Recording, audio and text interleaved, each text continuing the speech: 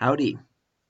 Welcome to my first in a series of videos for inspiration for figuring out the breakfast tea and bourbon riddle. I figure anybody who's working on some type of puzzle, riddle, or treasure hunt, they're looking for help when they get stuck.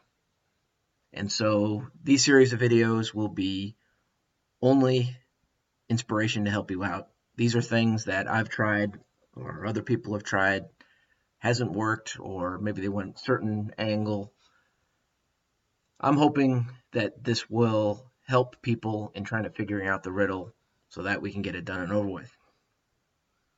So,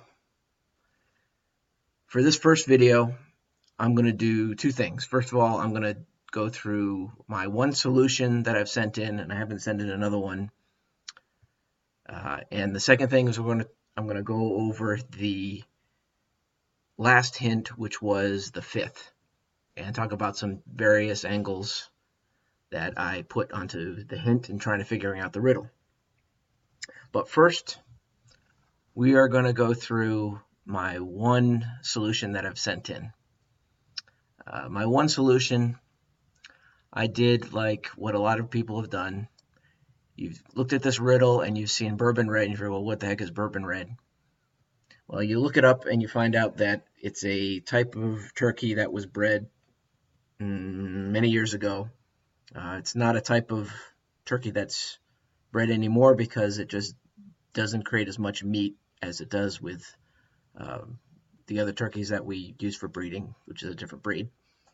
But you get turkey. The other thing is you look at pointy head and feathers on my butt, and if you think about it, this is like an arrow. Pointy head, feathers on my butt. The fletching on the end of an arrow is, or was, used with turkey feathers. So you kind of think, okay, an arrow, it works pretty good. So I've tried different things, and I'll talk about some of the things that I've used in trying to figure out the riddle, but you get turkey from bourbon red, and you get from pointy head and feathers on my butt, you get arrow. So I, way back when, did a Google search. I typed in arrow and turkey, and I ended up on this site after doing a Google search. And man, you look at that picture, and we're trying to find a 4-inch by 4-inch location, and oh, it's beautiful. It's this arrow sculpture. Let me get another picture. Show me another picture, please. So I fly like a realized bourbon red with the pointy head and feathers on my butt. Where am I? Well, man, look at that. What it is a sculpture for representing this Quanah Parker. Quanah Parker is a Native American from the Central Plains, an important member of, I don't know all the history, but you can look it up. It's an interesting story, Quanah Parker. The reason I'm mentioning that is because I had another connection to our riddle where, and I'm not going to get the story quite right, but Quanah Parker was important in dealing with the slaughter of American buffalo, or was it bison or American buffalo. And so I made a weak connection of Quanah Parker to Buffalo Trace Bourbon, which is the prize for the riddle. I'll admit that's a weak connection, but sort of had that connection going in there. But these arrow sculptures are not only in Turkey, Texas, but they're in a lot of places in northern Texas. And man, it just, when we're trying to take this riddle and make a location, it just looks really nice. Quanah Parker Trail is they've got these series of arrow sculptures all over northern Texas. Each star marks a location on the Quanah Parker Trail or other point of interest for the Plains Native Americans or Indians. So they're all over North Texas, but one of them is in Turkey, Texas. So Turkey arrow, you get a sculpture, kind of looks like it. I don't know the size of the shaft part of the arrow sculpture, but man, it looked out pretty good. It worked out pretty good. And the reason I'm bringing this up, okay, so I'm showing off just a little bit. And I wasn't the only one who figured this out. Jeremy on the Breakfast Tea and Bourbon Facebook group also figured this out after this first monthly deadline passed. So I wasn't the only one that got this, but it was one where I sent it in. You're researching these things, you're trying to figure out stuff, and man, I got that, and it's like, well, I'm done. Yeah, that's it. And that's where I'm hoping you or somebody else can figure out this riddle, and they'll get the same thing. They're going to figure something out, and they're going to say, wow, that's got to be it. Because I've worked after this turkey arrow, and I find other little things, but I've never found something that was quite as good as this. So I haven't submitted another solution for this after I've done the arrow in Turkey, Texas. But I thought it was kind of interesting. And, if you want to send in 100 or 200 solutions in, I don't think there's a limit to the number of solutions, but I'm really sure. And Pete has mentioned that, man, once you get it, and whoever figures it out, and I'm hoping someone will figure it out soon, they're going to say, wow, yeah, that's a pretty good solution.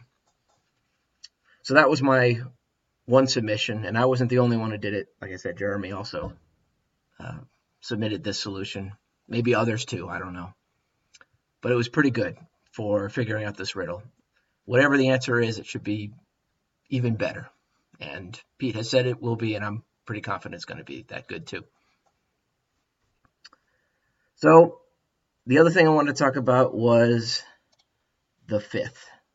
The fifth being the second and the final probably clue that Pete Bissonette has given out for this riddle.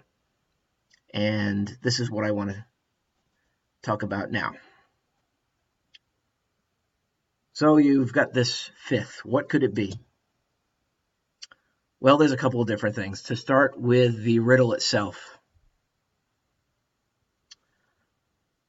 What's the fifth word? Well, the fifth word is realized. Now, to me, that's a kind of an interesting word.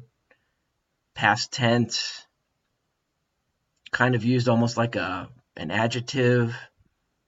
But I'll talk about that another time. So I'm going to make my next video on wordplay.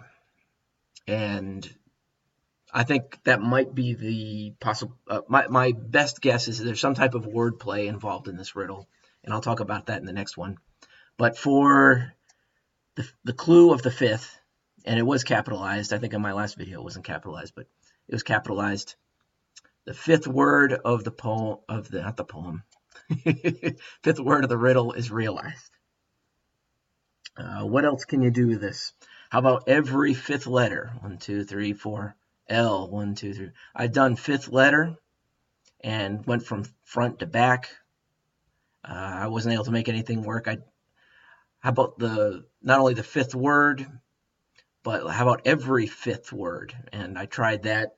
If you go starting with I, and then you sort of get like I, bourbon, head, butt. I don't know. I, bourbon, head, butt. Maybe that's what it is. I don't know. I just thought it was kind of funny. So frontwards, backwards, every fifth word, every fifth letter I tried, didn't work. Something else is there's I. What is I? One of the things I found interesting was there are 5 words with the letter I in it. I, like, realized, with, pointy. Maybe that's important. I don't know. Anything is possible.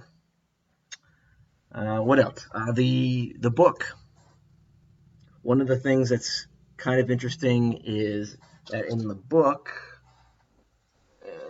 where's my notes?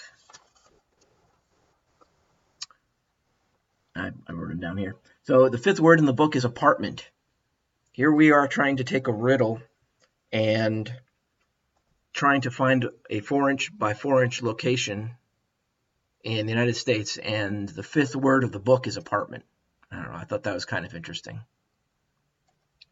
The fifth chapter of the book is called Falling Apples.